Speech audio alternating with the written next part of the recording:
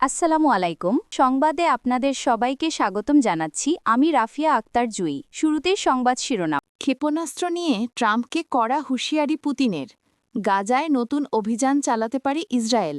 একদিনে ৩৭০০ ফিলিস্তিনিকে মুক্তি দিল ইসরায়েল। এতক্ষণ শুনছেন সংবাদ শিরোনাম, এখন বিস্তারিত। টমাহক ক্ষেপণাস্ত্র ইস্যুতে যুক্তরাষ্ট্রের প্রেসিডেন্ট ডোনাল্ড ট্রাম্পকে কড়া হুঁশিয়ারি দিয়েছেন রাশিয়ার প্রেসিডেন্ট ভ্লাদিমির পুতিন। তিনি বলেছেন, ইউক্রেনকে দীর্ঘ পাল্লার এই ক্ষেপণাস্ত্র সরবরাহ করা হলে মস্কো ও ওয়াশিংটনের সম্পর্ক গুরুতরভাবে ক্ষতিগ্রস্ত হবে। দুই নেতার মধ্যে প্রায় ২.৫ ঘণ্টার ফোনালাপে এই হুঁশিয়ারি দেন পুতিন। ফোনালাপে ইউক্রেন যুদ্ধ ও ভবিষ্যৎ শান্তি আলোচনার বিষয়গুলো নিয়েও বিস্তারিত আলোচনা হয়। শুক্রবার ১৭ অক্টোবর এক প্রতিবেদনে এই তথ্য জানিয়েছে সংবাদ মাধ্যম টিআরটি ওয়ার্ল্ড।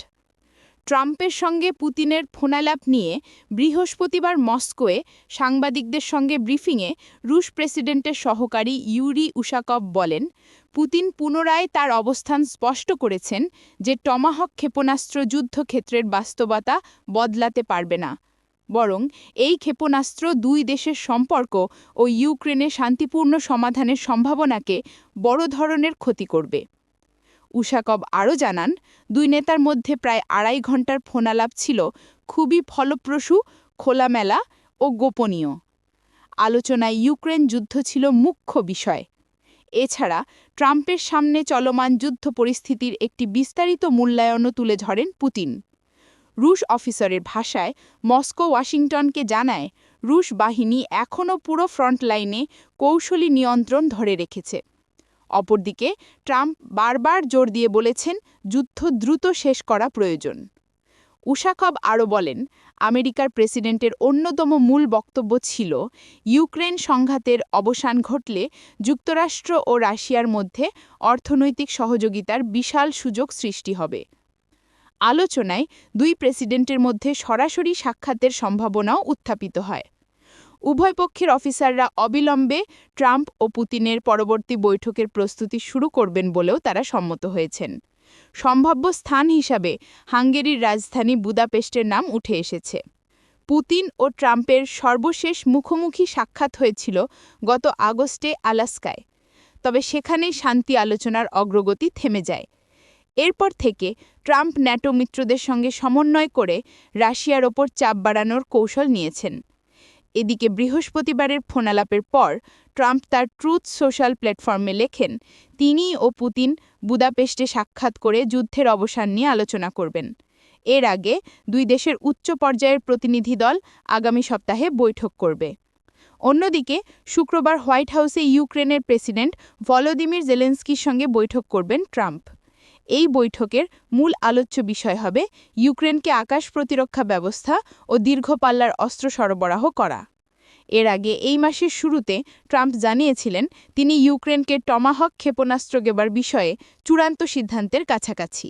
টমাহক ক্ষেপণাস্ত্র ইস্যুতে যুক্তরাষ্ট্রের প্রেসিডেন্ট ডোনাল্ড ট্রাম্পকে কড়া হুঁশিয়ারি দিয়েছেন রাশিয়ার প্রেসিডেন্ট ভ্লাদিমির পুতিন। তিনি বলেছেন, ইউক্রেনকে দীর্ঘ পাল্লার এই ক্ষেপণাস্ত্র সরবরাহ করা হলে মস্কো ওয়াশিংটনের সম্পর্ক গুরুতরভাবে ক্ষতিগ্রস্ত হবে। দুই নেতার মধ্যে প্রায় ২.৫ ঘণ্টার ফোনালাপে এই হুঁশিয়ারি দেন পুতিন। ফোনালাপে ইউক্রেন যুদ্ধ ও ভবিষ্যৎ শান্তি আলোচনার বিষয়গুলো নিয়েও বিস্তারিত আলোচনা হয়। শুক্রবার ১৭ অক্টোবর এক প্রতিবেদনে এই তথ্য জানিয়েছে সংবাদ মাধ্যম টিআরটি ওয়ার্ল্ড।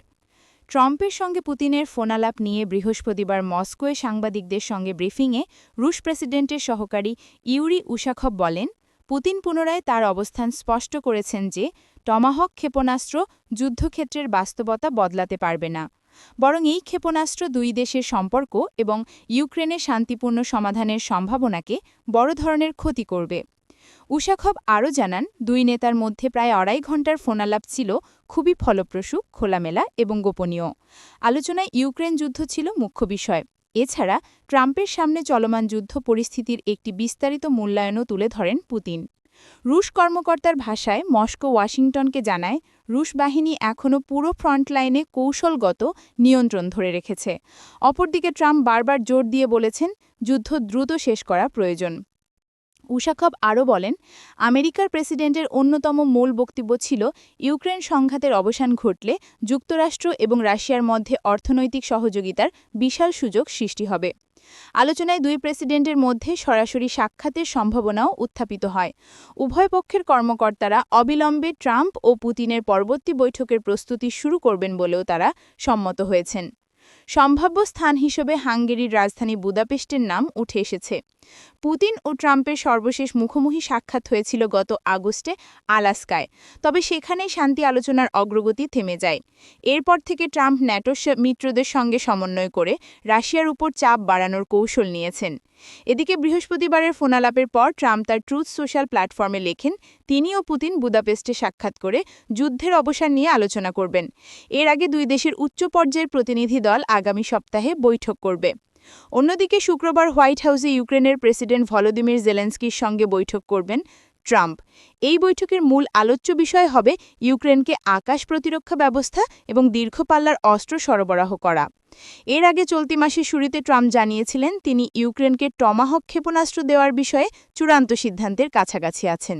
ফিলিস্তিনি প্রতিরোধ সংগঠন হামাস যদি চলমান যুদ্ধবিরতির চুক্তির শর্ত মেনে না চলে, তাহলে ইসরায়েলকে আবারও গাজায় অভিযান চালাতে অনুমোদন দেওয়া হবে বলে মন্তব্য করেছেন মার্কিন প্রেসিডেন্ট ডোনাল্ড ট্রাম্প। বৃহস্পতিবার এক সাক্ষাৎকারে তিনি এমন মন্তব্য করেন।